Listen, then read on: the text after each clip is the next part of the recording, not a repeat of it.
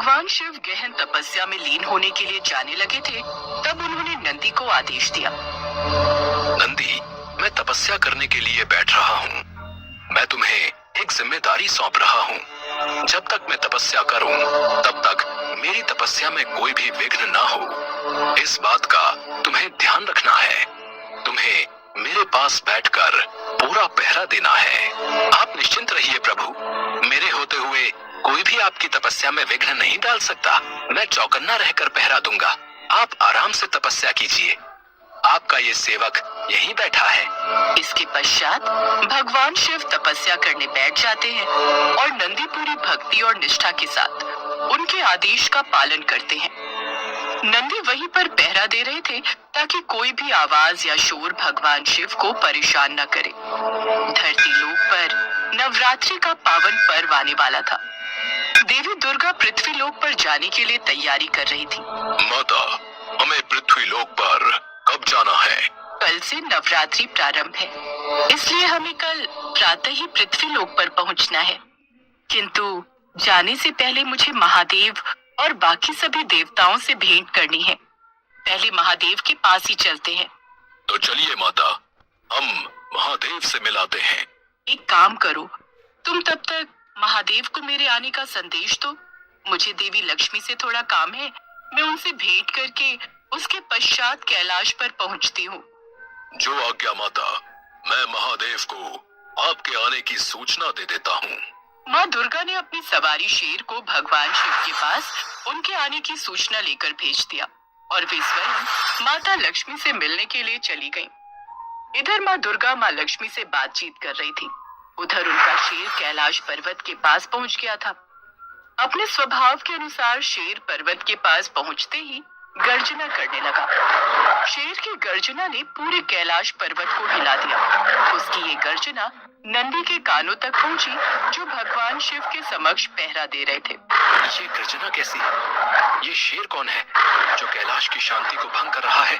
भगवान शिव की तपस्या में विघ्न डालने की हिम्मत कोई कैसे कर सकता है?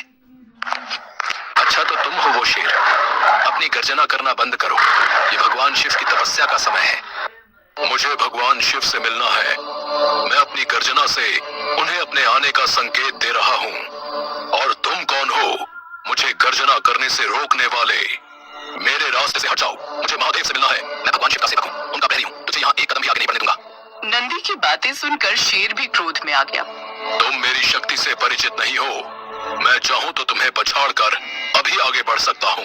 मैं माँ दुर्गा का वाहन हूँ। मेरे मार्ग में बाधा मत डालो, अन्यथा तुम्हारे लिए सही नहीं होगा।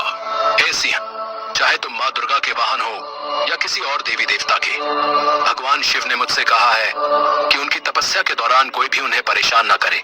मैं उनके आदेश का पालन कर रहा हूँ और मैं तब तक अपनी जगह से नहीं हटूंगा जब तक स्वयं महादेव मुझे अनुमति नहीं देते।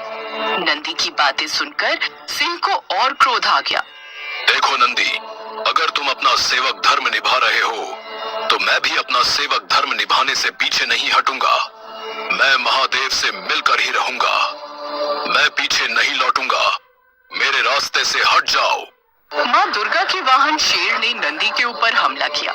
नंदी ने अपने आप को बचाया और उसके पश्चात दोनों में भीषण युद्ध छिड़ गया।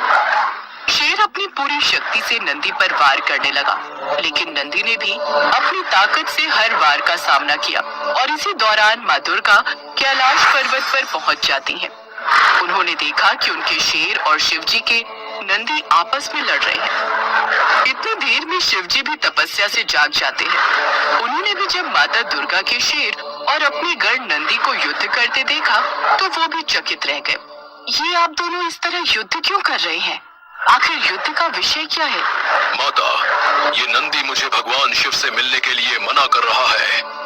मैं तो बस आपकी आज्ञा का पालन कर रहा था। प्रणाम माता, मैं भी महादेव की आज्ञा का पालन कर रहा था। मुझे महादेव ने आज्ञा दी थी कि जब तक वे समाधि से ना जागें, तब तक मैं किसी को उनसे मिलने की अनुमति ना दूं। मैं भी तो माँ दुर्गा की आज्ञा का पालन ही कर रहा था। मुझे माँ दुर्गा ने महादेव को उनके आने की सूचना लेकर भेजा था, किंतु तुमने मेरी बात को सुना ही नहीं। क्षमा कीजिए माता, मुझे जो सही लगा मैंने वही किया। हे नंदी, आपने बिल्कुल सही किया। आपने तो अपना सेवक धर्म निभाया है। और हे सिंह, आप भी मेरे परम सेवक हैं, इसलिए आपने भी अपना सेवक धर्म निभाया। यहाँ किसी की भी गलती नहीं है। आप दोनों तो अपना अपना कर्तव्य निभा रहे थे। देवी दुर्गा, आप बिल्कुल सत्य कह रही हैं। नंदी और शेर दोनों ने भली भांति पूर्ण निष्ठावान होकर अपना अपना सेवक धर्म निभाया है। मैं नंदी और शेर दोनों के साहस को देखकर अति प्रसन्न हूँ। आप दोनों सच्चे भक्त हो, सच्चे सेवक हो। अब आप दोनों सच्चे मित्र की भांति एक दूसरे को हृदय से लगाकर इस युद्ध को समाप्त कीजिए। मुझे क्षमा कर दो सिंह, मैंने तुम्हारा हृदय दुखाया। मैंने भी तो अहंकार में आकर तुम पर हमला कर दिया।